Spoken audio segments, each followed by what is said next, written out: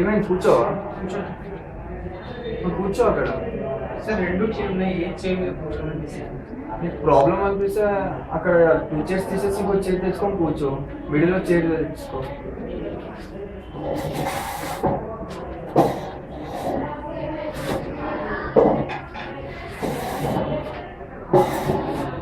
ఏంటి అలా పెట్టేస్తున్నావు? సరే ఈ చైర్ ఏమో రాని, ఆ చైర్